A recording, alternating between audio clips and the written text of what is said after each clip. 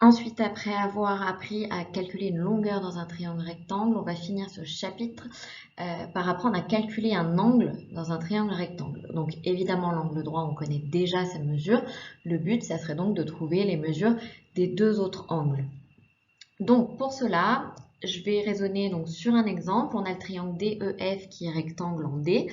On nous donne la mesure de DF et la mesure de EF. Et notre but, ça va être de calculer la mesure de l'angle DEF, donc l'angle que j'ai codé en vert, et d'arrondir à l'unité. Donc pour cela, je vais regarder un petit peu ce que j'ai par rapport à l'angle que je cherche.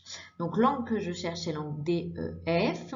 Et pour l'angle DEF, DF, ça va être le côté opposé, parce qu'il ne le touche pas. Et EF, c'est l'hypoténuse. Donc comme je vais utiliser le côté opposé et l'hypoténuse, je me rappelle de ma petite formule qui me dit K sous toi, donc sinus, c'est égal à opposé sur hypoténuse. Donc je vais utiliser ici le sinus. Au niveau de la rédaction, toujours même chose, je commence par indiquer que j'ai vu que le triangle DEF était rectangle en D.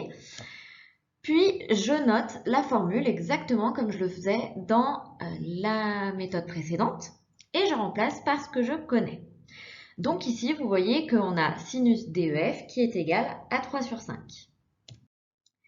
Étape suivante, je vais utiliser ma calculatrice et c'est là que la manipulation est importante.